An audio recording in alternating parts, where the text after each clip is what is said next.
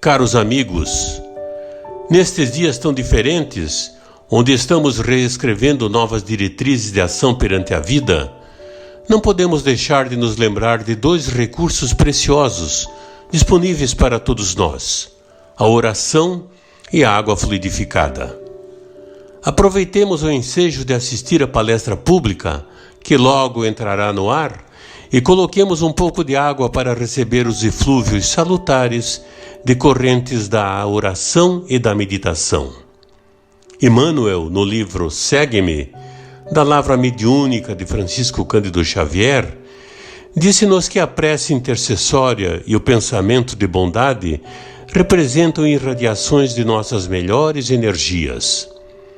A criatura que ora ou medita exterioriza poderosas forças que, ao influenciar em uma singela taça de linfa potável, condensam princípios salutares que aliviam e sustentam, ajudam e curam.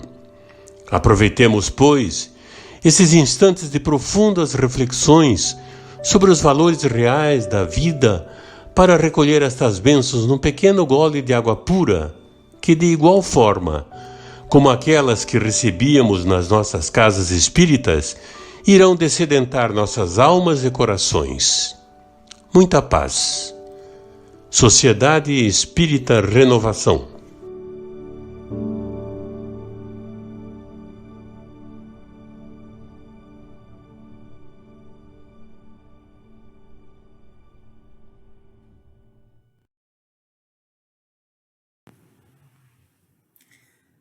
Boa noite, meus amigos, minhas amigas, companheiros, companheiras de ideal cristão.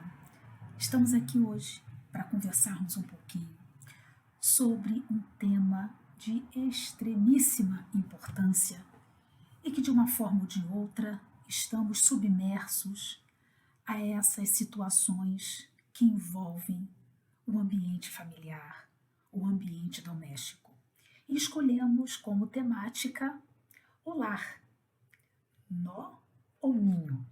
Então vamos fazer algumas reflexões a respeito das situações que envolvem família, as dificuldades, os conflitos, as emoções, as alegrias, a base da sociedade. Família, lar, nó ou ninho. Ponto pacífico é que as religiões, em todas as matizes, traz uma importante associação existente na Terra, que é a família. E, sem dúvida nenhuma, é a situação mais importante, é o contexto mais essencial. Na própria Constituição Federal, na Carta Magna do nosso país, lá no artigo 226, traz no seu bojo que família é a base da sociedade, mas que recebe uma proteção toda especial do próprio Estado. Ao longo dos anos, o significado de família, juridicamente falando, vem sendo alterado. Então, a sociedade ela vai se modificando, o tempo passa, e essas modificações próprias de um Estado de Direito, elas acontecem.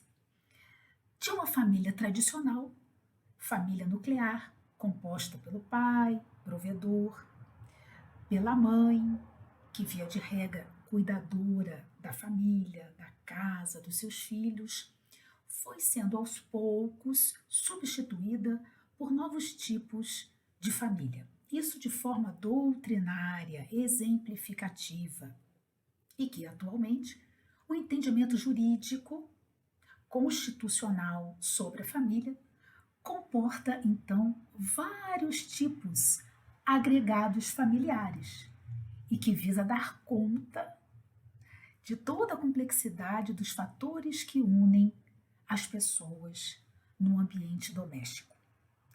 Mas o fato é que tudo começa na família. Então, de uma forma breve, vamos então trazer para vocês, forma breve, uma forma bem tranquila, bem objetiva, de forma jurídica, quais são esses novos tipos de famílias que se delineiam hoje na nossa sociedade contemporânea. A primeira delas chama-se família nuclear, ou pode-se dizer família extensa. É compreendida de uma forma mais restrita pelos pais com relação aos seus filhos, e que, por sua vez, a extensão dessa família é compreendida como sendo aqueles que agregam aos pais com relação aos filhos. E quem são esses parentes? Os avós, os irmãos, os tios, os primos e outras formas de parentesco, mas que se unem ali, todos envolvidos naquela amplitude da família extensa. Então, nós temos a restrita, os pais com relação aos filhos, e a extensa, que a gente então estende esses laços de parentesco, sempre demarcados inicialmente pela consanguinidade. A família matrimonial também é uma classificação doutrinária, didática, em que comporta a ideia tradicional da família. Aliás, nos primórdios, a única possibilidade de constituição de uma família seria mesmo através do casamento, a oficialização deste matrimônio. As outras situações não eram encaradas juridicamente como classificadas e também não tinham a proteção do Estado. Então, eram situações em que as pessoas viviam juntas, apenas com base no afeto, mas que não tinham a proteção do Estado. Diferente de hoje, né? Na sua contemporaneidade, que a própria Constituição Federal, a partir de 1988, consagra, então, a proteção do Estado a diversas formas de constituição dessas famílias. E, portanto, há também, nesta classificação a qual me refiro, a família informal.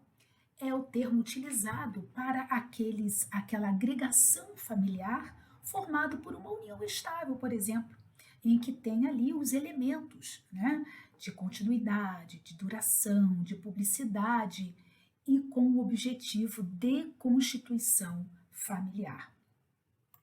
Existe também, e não muito incomum, a família chamada monoparental. São aquelas famílias formadas por pai ou pela mãe com relação aos seus filhos. Então, é muito comum, numa estatística, verificarmos a mulher, a mãe, a genitora, tomando conta da sua prole. Por isso, o nome mono, parental.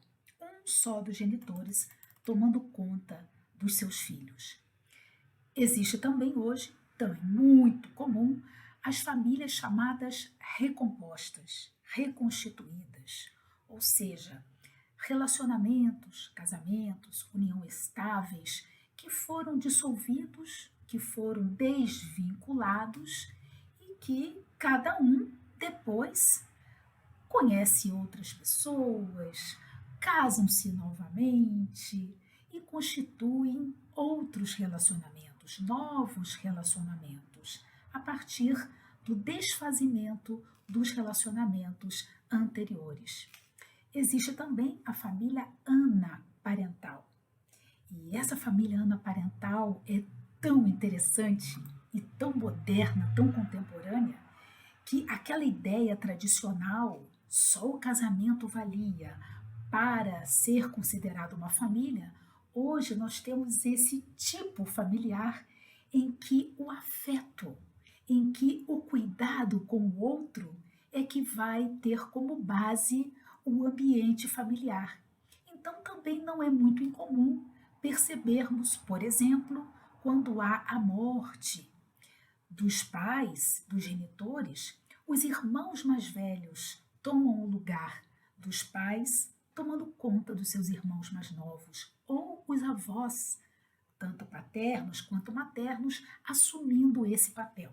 Então, a família anaparental, ela tem como base de classificação doutrinária o afeto, o amor, o envolvimento. Então vejam como que quanto mais a sociedade ela vai tomando conta, tomando corpo dessas situações que estão envolvidas o ambiente familiar, são essas situações em que vão se modificando os conceitos jurídicos e vão então embasando a sociedade numa outra formatação, numa outra lente ao ver, ao classificar, ao conceituar as questões de família. Existe também a família, ainda na classificação, a chamada unipessoal. É quando essa função jurídica comporta uma proteção quando as pessoas preferem estar sozinhas, pelo menos por um tempo. Seria o caso das pessoas solteiras, viúvas ou mesmo separadas, divorciadas. Então, não é devido à separação ou devido à viuvez que o Estado não daria a proteção necessária para as situações familiares. Então, o Estado continua a prover, a tomar conta, a cuidar, conforme a Constituição Federal que nós anteriormente já citamos.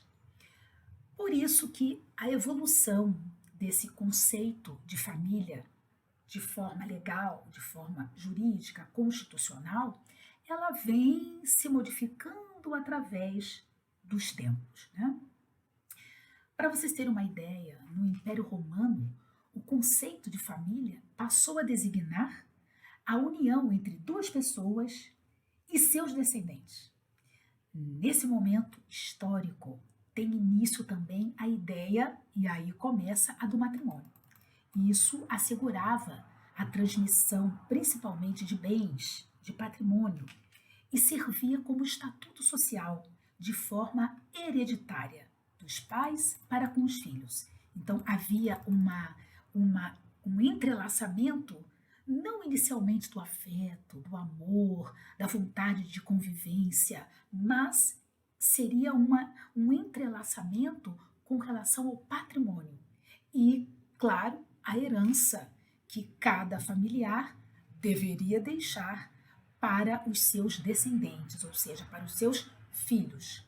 Surge, então, já num período mais adiante, na Idade Média, essa influência grande da igreja. Então, o Estado de um lado, a igreja de outro, traçando modelos de comportamento. Então, a ideia do casamento como agora uma instituição sagrada, indissolúvel e destinada propriamente dito à reprodução.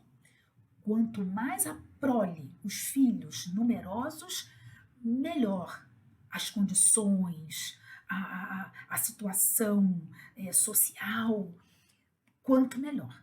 Tá? Então, há esse processo de evolução e passado essa Idade Média, vem a Revolução Industrial. Isso modificou bastante, né? Já partindo para um viés mais contemporâneo. Né?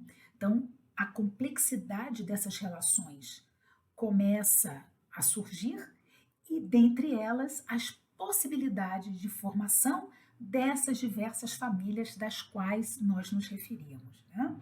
Então, esse conceito vai se modificando na medida que o tempo passa, a sociedade torna-se diferente e começa a haver uma transformação de uma forma generalizada. Então, questões relativas, inclusive, ao casamento, à reprodução, vão perdendo a força. E o fator determinante para a formação dessa unidade familiar começa-se a voltar para o afeto. Então, antes eu tinha a possibilidade da formação de família com o ter. Era o patrimônio, era o dote, eram casamentos arranjados, que via de regra a noiva nem conhecia o noivo, ia conhecê-lo e vice-versa no dia do casamento. As coisas vão evoluindo, vão se transformando e chega-se a uma contemporaneidade onde o ser, o sujeito desses direitos que o Estado tem que tomar conta começa a entrar em relevo, né? Começa a ser observado com com mais dinamismo, com mais pontuação. Então, dentro dessa ótica, dentro dessa visão, a família, no aspecto mais sociológico, representaria uma agregação de indivíduos unidos pelos laços do afeto e também pelo laço do parentesco, ou seja, a consanguinidade. Dentro dessa relação, os adultos, então, portanto, tornam-se responsáveis pelo cuidado das crianças, não ficando só na mão do Estado ou das orientações da igreja, como acontecia em períodos anteriores. Surge, então, essa situação social, cultural, organização de grupos sociais.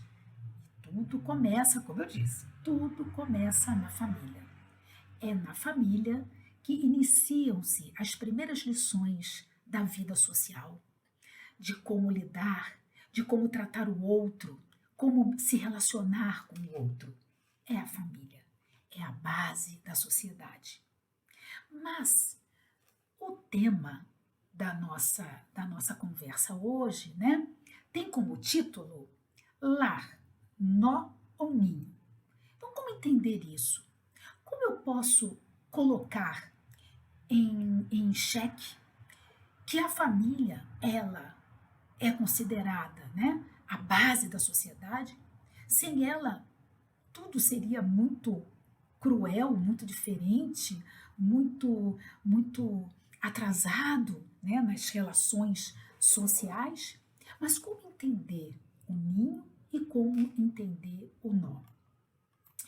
Essa expressão lar, ninho ou nó veio de um trabalho de uma filósofa, de uma professora chamada Michelle Perrault. E muitos estudiosos, né, tentam compreender essa dinâmica do ninho e do nó, né? Então, uma psicanalista, também historiadora, Elizabeth Roudinesco, em seu livro A Família em Desordem, mostram exatamente alguns pontos que eu gostaria de trazer hoje para vocês, quando é abordado em bastante preocupação para todos nós o que seria o nó hoje existente nesse ninho. Então, na verdade, a historiadora, né, com base na obra da Michelle Perrault, ela enfrenta uma situação muito interessante, onde considera que a sociedade, nós, homens, mulheres, crianças, enfim, nós buscamos freneticamente pela liberdade, pela autonomia, muitas vezes pelo sucesso, e a satisfação à vida no lar, como era antigamente, ela acabou tornando-se uma virtude de menor valor. Então as pessoas não queriam mais ter esta visualização. Para eu ser feliz, eu tenho que casar. Eu tenho que estar rodeada das tarefas domésticas e ter uma prole numerosa, tal como acontecia antigamente. Era o plano ideal daquela sociedade tradicional. Então, o que foi acontecendo no decorrer da história, nos explica Michelle Perrault. A mulher muda, né, toda essa roupagem da pessoa do lar, que vive, que nasceu para isso. Tínhamos que saber prendas domésticas, tínhamos que cozinhar muito bem, tínhamos que fazer o tricô, o crochê e cuidar da casa, enfim, sermos as cuidadoras do lar. E ao homem, o gênero homem, era aquela figura de provedor. Então ele não se envolvia com as coisas da casa, mas ele tinha que trazer o tal do conforto, pagar as contas e aí por diante. Dentro dessa toda essa estrutura tradicional de família, ligada ao casamento, né?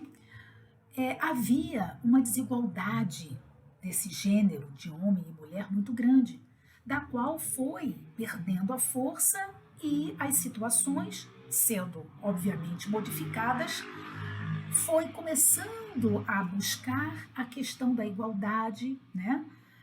Do sexo, das mulheres, dos homens. As mulheres começaram, né, também, pela necessidade, a ser uma força de trabalho. Então, o homem não era só ele o provedor. A mulher começava, iniciava também esta função. Ela também voltava-se para o mercado de trabalho, só que com uma diferença, uma desigualdade muito grande. Então, nesse panorama, o que começou a acontecer? Começou a acontecer o nó. Então, as pessoas com outras perspectivas começaram a entrar em conflitos, tanto consigo mesmas, e isso sendo projetado para o ambiente doméstico, para o seu consorte, para os seus filhos e os demais parentes, a demais parentela que fazia ou faz parte daquele núcleo familiar. E o que começou a ver de forma estatística, né, bem próximo, bem após o período da Revolução Industrial, um crescente número de divórcios, uma diminuição de casamentos. Tudo reflete nesse turbilhão que a sociedade passava à época. E não à toa que noticiavam-se nos jornais, inclusive crimes cometidos pelo marido, pelo companheiro ou até mesmo pelos filhos, traumatizados, né, pela separação dos pais, diante de tantas amarguras, de tantas situações nefastas que aquela sociedade moderna, de um perfil diferente, estava se reorganizando. Então, a sociedade, diz a autora, estava numa plena crise. A autoridade perdida, o comando da família agora não tinha mais, a solidão, cada pessoa entregue a si mesmo, os jovens desorientados, as crianças colocadas em escolas que ficavam praticamente o dia inteiro, porque aí sim a mãe teria que sair de casa para também ser uma força de trabalho quanto à questão patrimonial. Ou seja, o caos, diz a autora, né? Então, eu estou trazendo para vocês uma referência de um estudo sociológico, psicológico, das várias etapas que a sociedade, inclusive a família, né, claro, passou. Essas consequências, né, desse progresso ao longo do tempo. Como que estamos hoje, depois de toda essa crise? Então, atualmente, busca-se um modelo familiar mais objetivo, diz a autora, que atenda praticamente às necessidades particulares, peculiaridades, mas sem romper necessariamente os laços afetivos. Então, ou seja, dá para a gente trabalhar, dá para a gente modificar o cenário doméstico sem precisar do nó, sem precisar dos conflitos. Portanto, continua a autora, conforme a sociedade vem rejeitando uma estrutura mais rígida e moderada, ela também traz de uma forma autônoma o aprendizado o que passou nos séculos anteriores e assim visualiza um valorizar o lar, a casa e o ninho. Será que é diferente? Casa, lar, ninho. Será que tudo isso quer dizer família? Como uma forma de proteção e de abrigo. Então, desta forma, né, a autora retrata a aspiração para o terceiro milênio.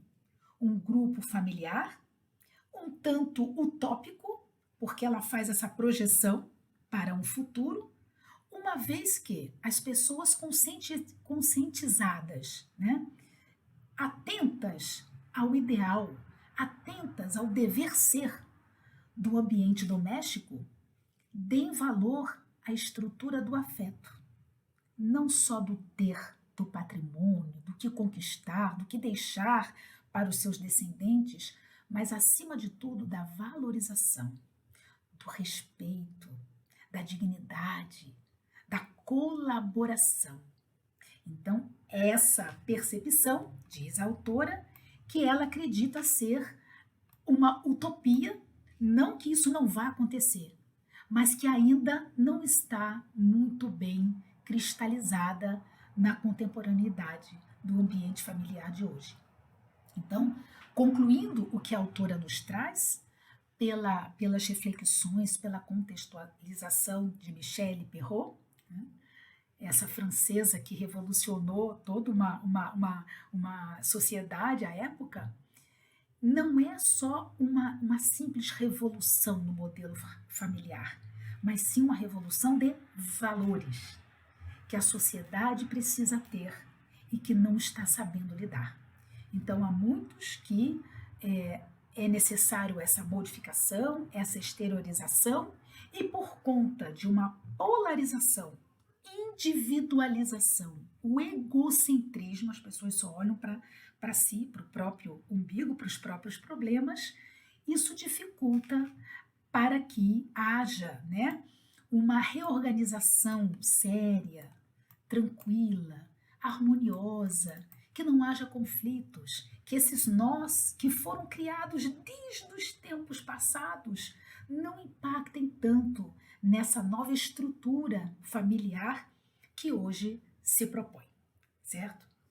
Muito bem, então esse foi um cenário, um panorama histórico, social, que a gente foi então trazendo na medida que as coisas vão evoluindo, que o tempo passa e a sociedade hoje contemporânea se depara. Mas agora a gente entra numa outra questão. E a doutrina espírita?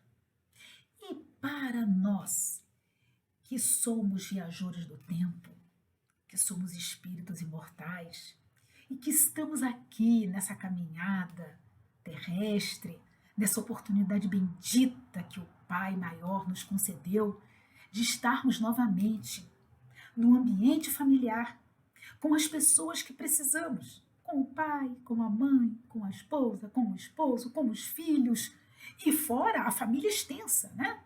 Com a sogra, o sogro, os irmãos, os tios. Como que fica isso? Como que a gente pode encarar esse nó? E como alcançar o ninho que a Michelle Perrault, né, a autora, nos provoca, nos faz refletir?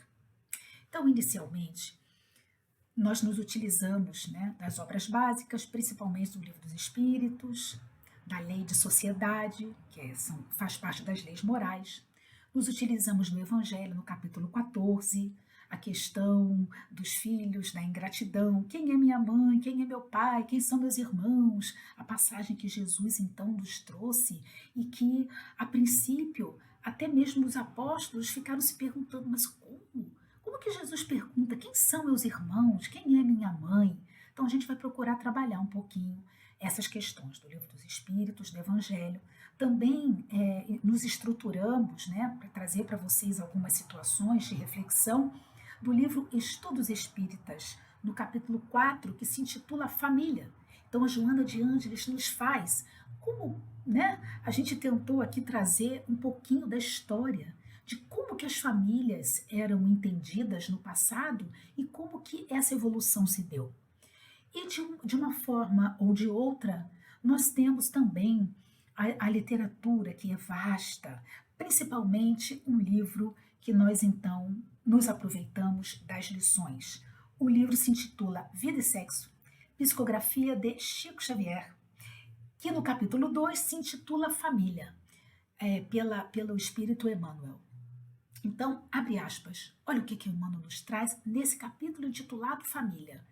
Temos no Instituto Doméstico, ou seja, no lar, uma organização de origem divina, olha, de origem divina, em cujo seio encontramos instrumentos, possibilidades, olha só, instrumentos necessários ao nosso próprio aprimoramento para a edificação de um mundo melhor. Eu vou repetir. Capítulo 2, intitulado Família. Temos no Instituto Doméstico uma organização de origem divina. Origem divina.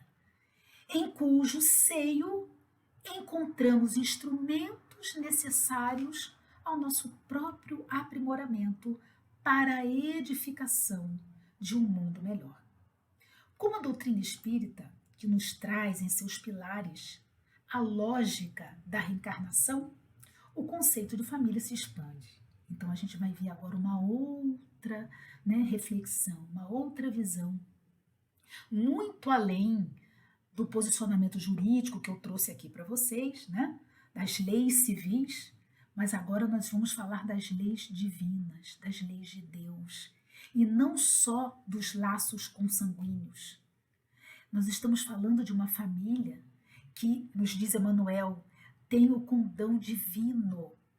Então, a partir desse norte, nós vamos procurar entender esse nó, que são as dificuldades que dentro do ambiente doméstico começam a ter uma certa clareza, uma certa lucidez para a gente entender tudo isso. Então, a primeira coisa que a gente precisa ficar atento, fazendo algumas perguntas, para nós mesmos. Por que nos afinizamos mais com um do que com o outro? Essa é a primeira pergunta. Por que no seio familiar a gente tem uma afinidade com uma certa pessoa e com a outra não? Será que tem explicação para isso? Outro questionamento que poderíamos nos fazer. Compreendemos o porquê que muitas vezes um amigo nos parece mais um irmão do que aquele que está consanguineamente ligado a nós? Então, será que a gente consegue perceber os tramas dos enganos entre os familiares que brigam, que se engalfinham por bens materiais? Nós que advogamos na área de família, somos professora do direito das famílias, nós percebemos isso ao vivo e a cores. E a gente percebe bem nitidamente que a briga não é propriamente, inclusive em alguns casos, claro, que não é pelo objeto em si, não é pelo carro, ou não é pelo patrimônio ou a casa, mas é aquele embate, é aquele conflito, é a vontade de brigar, é a vontade de se desentender. Então, por que acontece tanta coisa assim? Então, a gente começa a compreender o porquê de algumas tragédias, traições, crimes, abandonos, rejeições e tantas decepções e conflitos que não precisa nem ficar muito vendo os noticiários aí todo dia. Vendo um já basta para a gente poder entender a dimensão de tudo isso. Então, muito embora o retrato das nossas famílias seja desanimador e até mesmo assustador, é com a doutrina espírita que vamos entender que cada um está fazendo o melhor que pode. Que os erros, que os equívocos de hoje serão corrigidos amanhã. Isso não temos a menor dúvida. Errar, portanto, é uma forma de aprendizado dentro das leis de Deus. E Deus é tão bom, infinitamente misericordioso, que oportuniza-nos, através da reencarnação, essa reconciliação, esse retorno à convivência familiar, para poder propiciar o perdão, para poder propiciar a compreensão de que cada um está no estágio que consegue estar. Uns já perdoam com mais facilidade, uns conseguem silenciar na hora de um conflito, o outro consegue pedir desculpas quando percebe que errou. outros conseguem segurar um pouquinho aquele estouvamento, aquela agressividade, aquela gritaria, mas tem muitos que ainda não conseguem.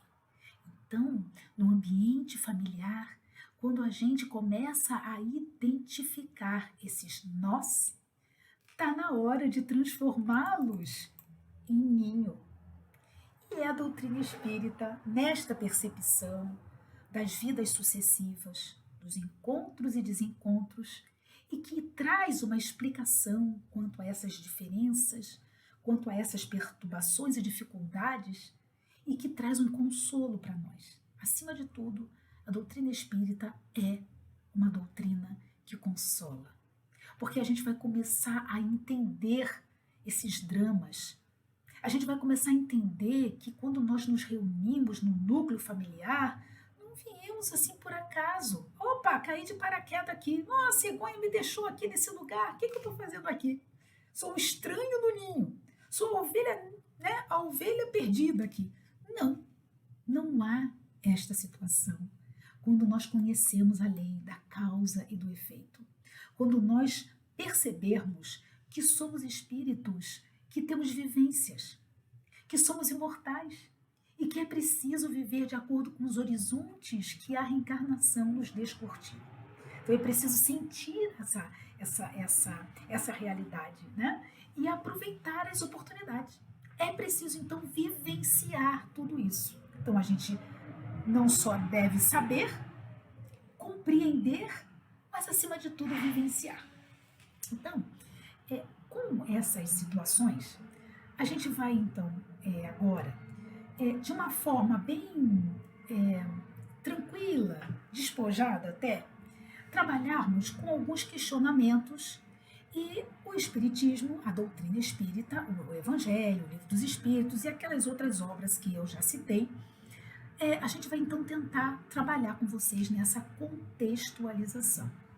Então, os laços de família, sobre a lógica irrefutável da reencarnação, não esquecendo do mandamento maior trazido pelo amigo Jesus: fazer o próximo o que gostaria que fizesse a nós mesmos. Então, tratar o outro como gostaríamos que o outro nos tratasse. Inicialmente, nós precisamos perceber que no capítulo 7º do Livro dos Espíritos, da Lei de Sociedade, tem lá uma questão, a 766, onde Kardec pergunta a seguinte questão: a vida social está em a natureza? Nós precisamos viver numa sociedade? E aí os espíritos respondem com muita clareza: certamente, Deus fez o homem para viver em sociedade. Não lhe deu inutilmente a palavra e todas as outras faculdades necessárias à vida de relação. Mais adiante, na questão 768, os convido depois para conferir, muito interessante, vem trazendo ali que o homem nenhum possui faculdades completas. Mediante a união social é que elas se completarão e assegurarão o bem-estar e o progresso. E aí na pergunta 775 do Livro dos Espíritos, Kardec ainda propõe esta reflexão: qual seria para a sociedade o resultado do relaxamento dos laços de família? Olha só, qual seria para a sociedade o resultado do relaxamento dos laços de família? E a resposta é uma só: o recrudescimento do egoísmo.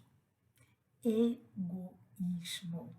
Portanto, nós somos seres que que deveremos viver no meio social para podermos aprender um com os outros. E se nós deixarmos essa oportunidade passar, o que acontece com a sociedade, com a humanidade? Seria uma recrudescência do egoísmo. E a gente já sabe que o egoísmo também, com todos os ensinamentos que a doutrina espírita nos traz, é a maior chaga da humanidade. O egoísmo. O egoísmo junto com o orgulho.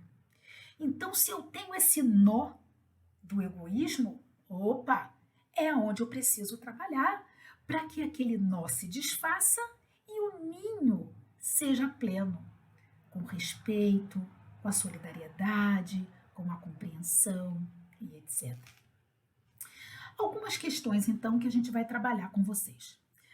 A gente escuta muito essas perguntas, né? Então, a gente trouxe aqui de uma forma mais compacta, bem objetiva, para a gente poder dar um encadeamento no que a gente pretende. Temos nossas reencarnações sempre dentro de um mesmo grupo familiar? Será que a gente sempre vem com os mesmos espíritos? Sempre? Minha mãe será sempre a minha mãe, eu serei sempre a mãe dos meus filhos, sempre a gente vai vir junto? Sempre, sempre, sempre? Então, olha só o que os espíritos, né, nos trazem, né, de elucidação. Nós somos conduzidos, claro, pelos gostos, pelas semelhanças, é a lei da lei da afinidade, né? A gente tem aquela lei de atração. Logo, esses fatores são predominantes para a escolha da família, o que não significa dizer, dizem os espíritos, que realmente ficamos próximos sempre dentro do mesmo grupo. Então, ressalta-se a importância da escolha das famílias de acordo com as nossas necessidades. Então, por isso que a gente sempre afirma, né? Os espíritos nos alertam, nada é por acaso, porque a família é sagrada. Família é uma instituição de Deus, como nós já trouxemos lá no livro Vida e Sexo de Emmanuel. Olha só. Então, dentro dessa escala, de acordo com as nossas necessidades, nós vamos nos adaptando às situações para o verdadeiro aprendizado. Outra pergunta também, que é muito comum, né, uma reflexão que a gente se faz, é como entender a parentela corporal e a parentela espiritual, segundo a doutrina espírita. Então, lá no Evangelho, segundo o Espiritismo, no capítulo 14, e aqui, propriamente no item 8, vem dizendo que o parentesco material é a união na família de acordo com os laços consanguíneos. E o parentesco espiritual é a nossa verdadeira família, pela união dos gostos, dos sentimentos, das afinidades. Enfim, pela reunião do entendimento de que todos somos irmãos.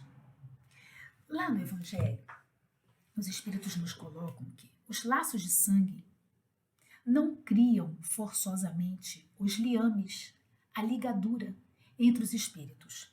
O corpo procede do corpo, mas o espírito não procede do espírito.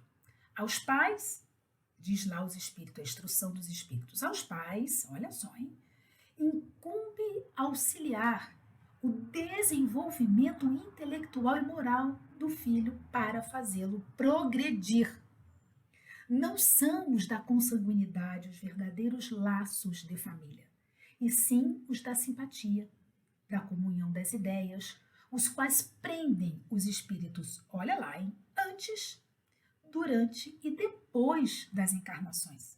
Então, está aí respondido algumas das questões que muitas vezes escutamos por aí, né? Então, um exemplo, 2 pessoas nascidas de pais diferentes, mas que podem ser irmãos pelos laços da afinidade, pelos laços espirituais, sem necessariamente ter o mesmo sangue. Portanto, diz o Evangelho, há 2 espécies de família, as famílias pelos laços espirituais e as famílias pelos laços corporais. As primeiras se fortalecem pela purificação e se perpetuarão no mundo dos espíritos através das várias migrações da alma. As segundas, frágeis, como a matéria, que se extingue com o tempo e muitas vezes se dissolve moralmente já na própria existência atual.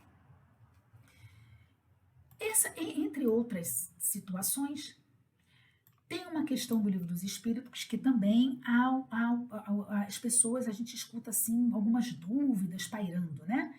Que é a pergunta 695 do Livro dos Espíritos. Será contrário à lei da natureza o casamento? Isto é, a união permanente de dois seres?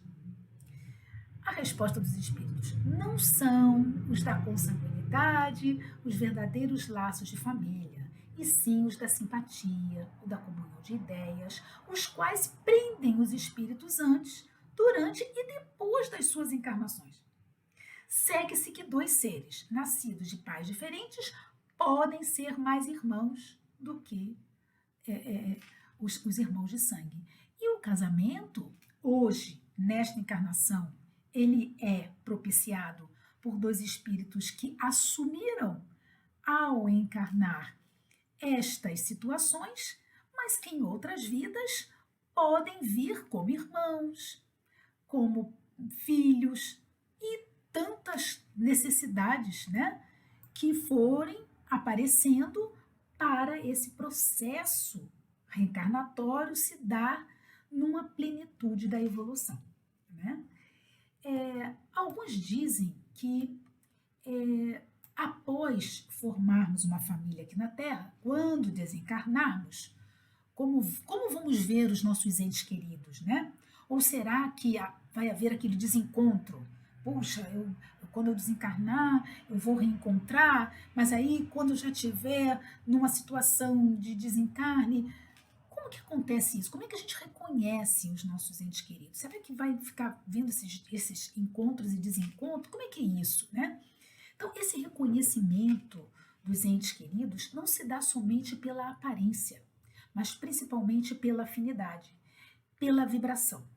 E é na doutrina espírita que nos ensina que, mesmo encarnados, nós temos a sagrada oportunidade, através do sono, de mantermos contato com esses entes queridos. Então, a gente precisa desencarnar, né, para poder estar com eles.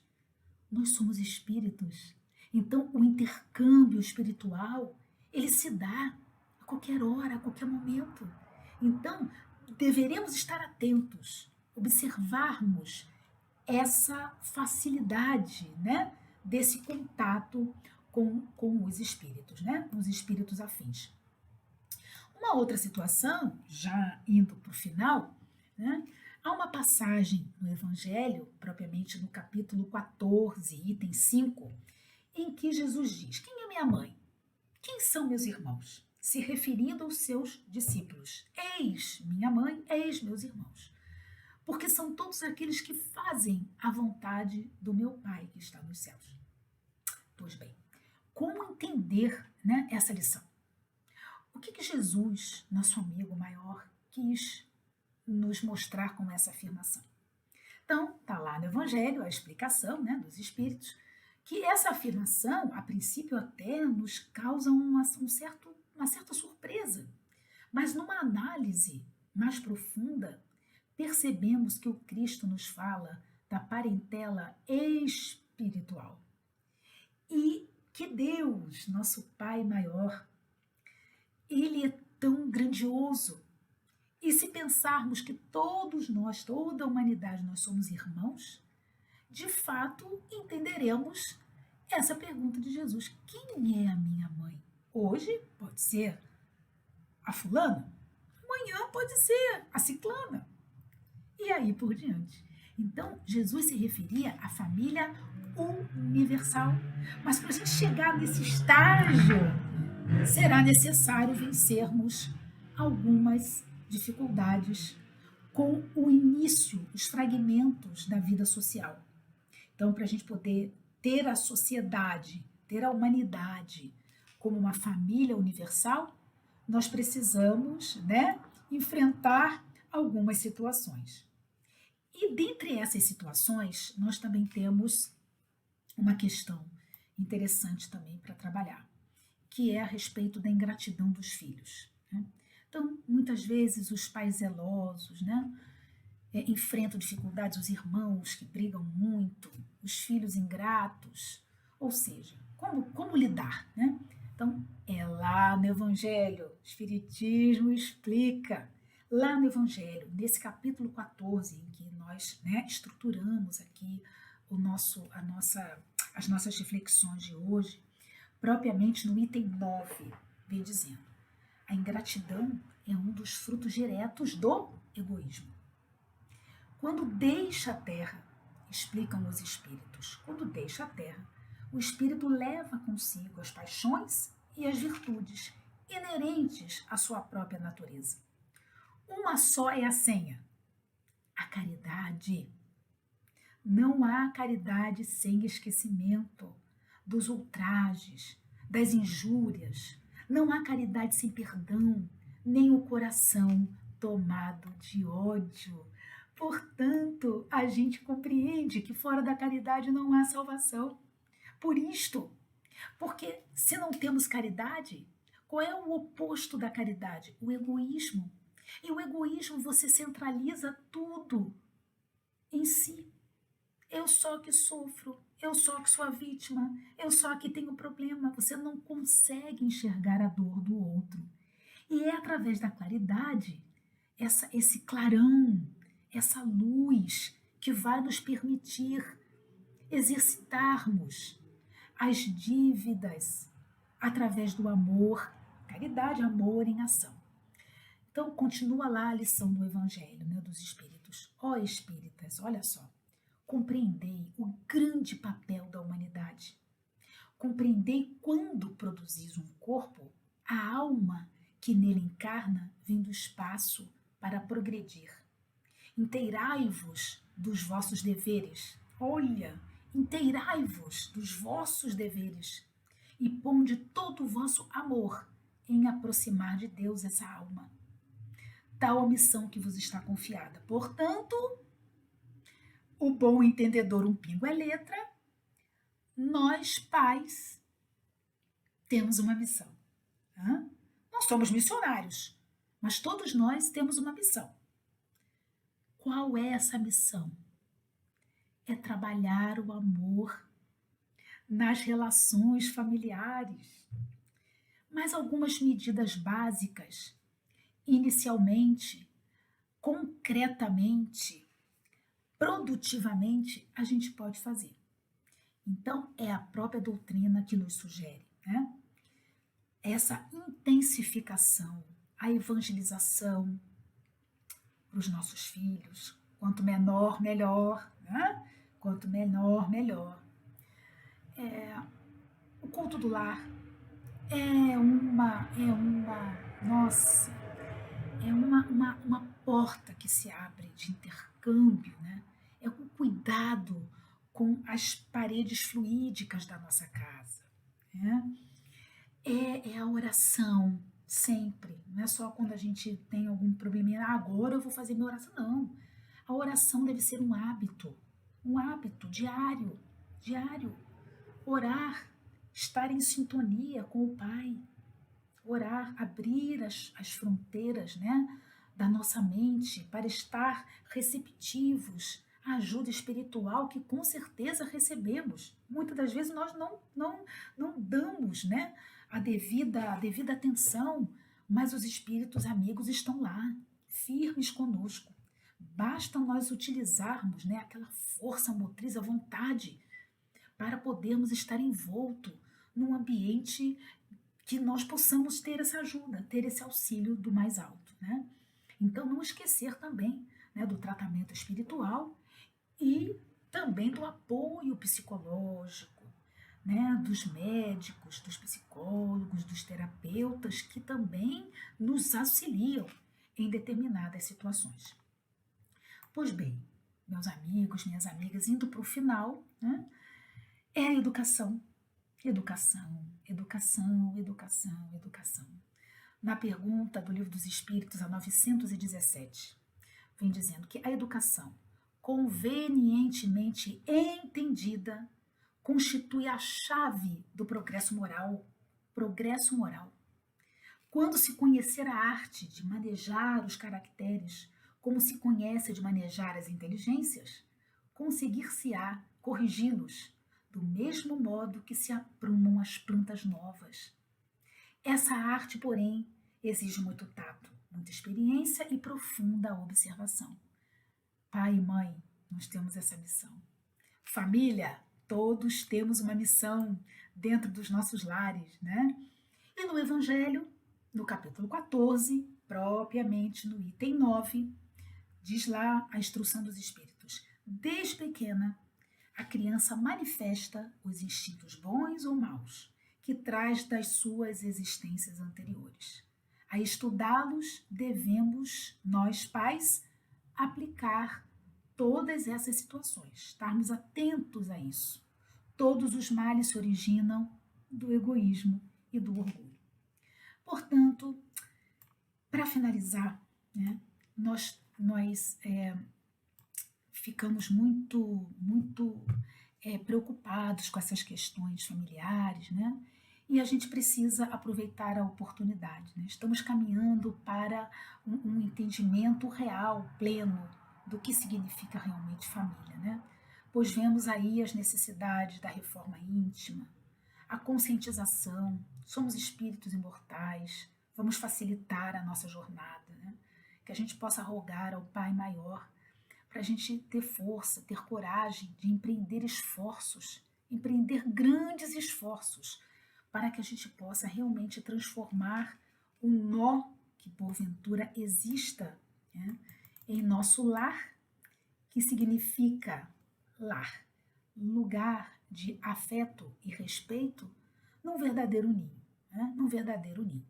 Então a gente traz para finalização uma